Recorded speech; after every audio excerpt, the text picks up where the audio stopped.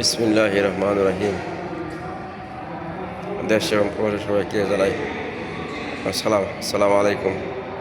আশা করি সবাই ভালো আছেন, আলহামদুলিল্লাহ। তারপরও আমি জানি আমার দেশের সাধারণ মানুষ বা আপামর জনসাধারণ সকল শ্রেণীর লোক কেউ আসলে ভালো নাই। কারণ আমাদের দেশে প্রতিনিয়ত চলছে বিভিন্ন ধরনের যত অপরাধ, সমস্যা, বিভিন্ন ধরনের হাঙ্গামা দাঙ্গামা।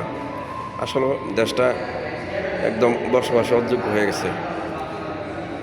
আমরা আসুন আমার নিজেদের সংযত রেখে, নিজেদের রাগ, নিজেদের হিংসা সব কিছু ভুলে আমরা সমগ্র জাতি এক হয়ে দেশটাকে সামনে এগিয়ে নেওয়ার চেষ্টা করি। এভাবে আর কতদিন চলবে? এই যে দেশে কোনো কিছু ঘটলেই মানুষ এত নিষ্ঠুর হয়ে যায় যেটা বলার মতো না।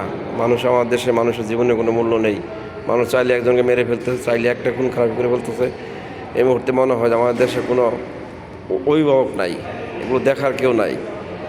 কি করে সম্ভব এত কিছু করা?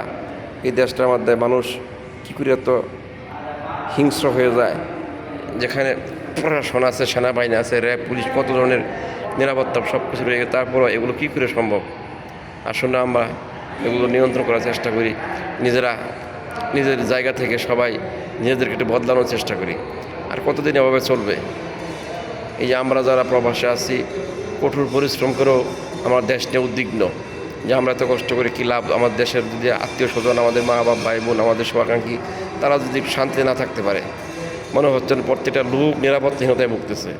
এমন একটা পর্যায়ে দেশ চলে গেছে যে কেউ যদি পাওনা টাকার জন্য কার কথা যাইতে সে ভয়বাদ, নাকি তাকে আবার সে চাঁদাবাজে ট্যাগ লাগিয়ে দেয়। কঠিন অবস্থা। এইভাবে একটা দেশ চলতে পারে না।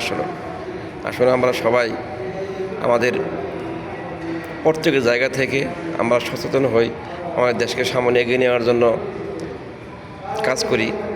এভাবে আমাদের মাতৃভূমিকে নিয়ে, আমাদের দেশকে নিয়ে এভাবে আর এই বিভিন্ন ধরনের রিউমার ছড়ে, বিভিন্ন ধরনের এই সত্য মিথ্যা গুলিয়ে দিয়ে দেশটাকে এই ধ্বংসের দিকে না নিয়ে যাই। আমাদের ভবিষ্যৎ প্রজন্ম কখনো আমাদেরকে ক্ষমা করবে না যদি আমরা একটি সুন্দর, সুখী, সমৃদ্ধ বাংলাদেশে রেখে যেতে না পারি। হ্যাঁ, আমরা আসলে প্রত্যেকটা মানুষ, আমরা যেখানে আছি না কেন, সবে আমরা স্বার্থপর। যা কিছু করে আমাদের স্বার্থের জন্য, আমাদের ক্ষমতার দরকার, আমাদের টাকার দরকার, আমাদের সব কিছু দরকার। আজকে এই জন্য অবস্থা। যদি আমরা এগুলো চিন্তা না করতাম, দেশ নিয়ে বা আপনার তাহলে আজ হয়তো এরকম হতো না। যাক, সভাপতি আন্তরিক ধন্যবাদ, শুভকামনা রইল। আসসালামু আলাইকুম, সবাই ভালো থাকবেন।